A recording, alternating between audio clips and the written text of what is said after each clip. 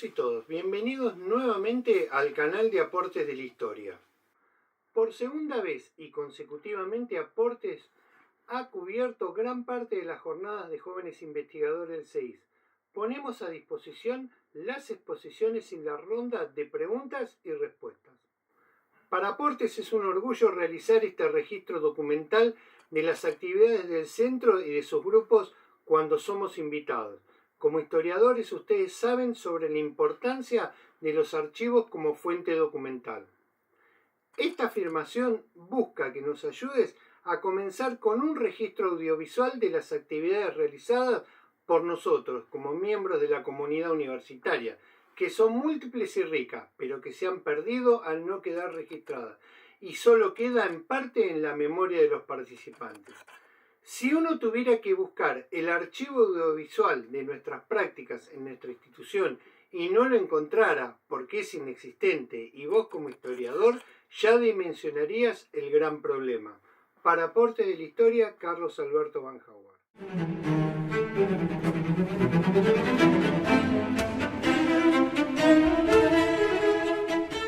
Bienvenidos a las cuartas jornadas de jóvenes investigadores. En esta oportunidad vamos a presentar para Aportes de la Historia el segundo bloque del primer día, que se llama Bloque Didáctica y Enseñanza de la Historia. En el día de hoy vamos a tener 4 ponentes: Ezequiel Casa, del Grupo de Investigación en Didáctica de la Historia y Ciencias Sociales; Anaísa Laverría, del Grupo de Investigaciones, exactamente el mismo, Didáctica de la Historia y Ciencias Sociales; Francisco Colona y Juan Cruz Oliva Pipia, del Grupo Sociedad y Estado, Ángela Fernández; y Juana Fortesini, del Instituto de Estudios de Historia, Patrimonio y Cultura Material. Los ponentes se van a exponer en el orden dictado, van a tener aproximadamente 10 minutos de exposición y una vez finalizado vamos a abrir una ronda de preguntas que contestarán en el mismo orden que expusieron. Bueno, muchas gracias. Buenas tardes a todos y todas. Como bien mencionaba, el título de la ponencia es Itinerarios didácticos para la enseñanza de historia en la ciudad de Mar del Plata. El trabajo se enmarca principalmente en el proyecto de la tesina de mi licenciatura, ¿sí? Cuyo propósito tiene realizar un aporte, como bien determina la mesa, en la didáctica de la historia y principalmente un abordaje de la historia fuera del aula, ¿sí? Que sería lo fundamental del proyecto. Reconocemos la historia fuera del aula de alguna manera como fundamental para el abordaje de la historia y la enseñanza escolar, principalmente no solamente por el conocimiento, digamos, y el acercamiento que tiene la historia fuera del aula al patrimonio o a determinados elementos del paisaje urbano que colaboran con el aprendizaje, no solamente por el impacto sino porque colabora en la formación del pensamiento histórico, que consideramos es un elemento fundamental, no solamente en la investigación histórica, sino también en la enseñanza de la historia escolar. El objetivo principal, obviamente, es el de trazar determinados itinerarios didácticos, justamente como indica el título, y de poder a través de esos itinerarios generar algunos recorridos por la ciudad de Mar del Plata que vayan identificando algunos espacios, algunos lugares que por su importancia, por su preponderancia en la historia local principalmente, nos ayuden a generar nuevos recorridos para los y las docentes de historia y de ciencias sociales también, ¿por qué no?, de la ciudad. Por otro lado también trabajaremos no solamente con itinerarios hechos totalmente por nosotros, sino por las investigaciones mismas que han hecho los investigadores marplatenses o no marplatenses también sobre nuestra ciudad y sobre la historia de nuestra ciudad, intentando darle un poco al trabajo un abordaje bien local, digamos, desde una perspectiva desde abajo, en la cual podemos analizar no solamente las grandes personalidades, como sabemos, sino aquellos marplatenses que de una u otra manera han colaborado con la construcción de una identidad local, de una identidad barrial, ¿sí?, ¿por qué no también?, o de una identidad regional. Para el análisis y el trabajo de la historia fuera del aula, precisamos de 4 elementos fundamentales, ¿sí?, que son obviamente el patrimonio tanto histórico como arquitectónico. De alguna otra manera también precisamos de las marcas territoriales, de los monumentos, que en nuestra ciudad presentamos varios y presenta una gran diversidad de monumentos, y por otro lado de algunas huellas, ¿sí? Por huellas entendemos todas aquellas marcas que hay por la ciudad,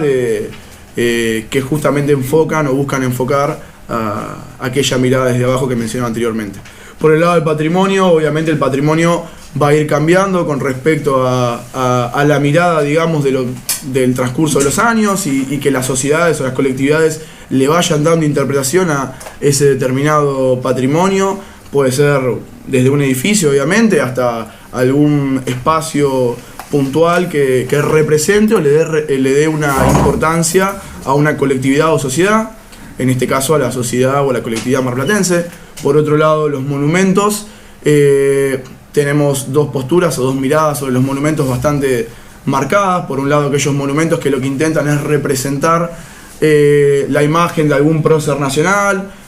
o intentan reivindicar la imagen de un colectivo de personas, pero que a su vez también pueden tener varias lecturas y varias aproximaciones que van a ir cambiando dependiendo de la mirada que nosotros tratemos de darle. Yo en el trabajo, en la ponencia, un poco ejemplificaba con algunos espacios, por ejemplo el monumento al general San Martín, que se encuentra en la avenida Luro y Mitre, en la Rotonda, donde podemos encontrar diferentes resignificaciones que se le dan a esos espacios y que no solamente están atravesados por la imagen de un prócer, en este caso de San Martín, sino también que a través de un montón de luchas sociales y de protestas y demás, ha sido reivindicado y tiene unas nuevas miradas principalmente.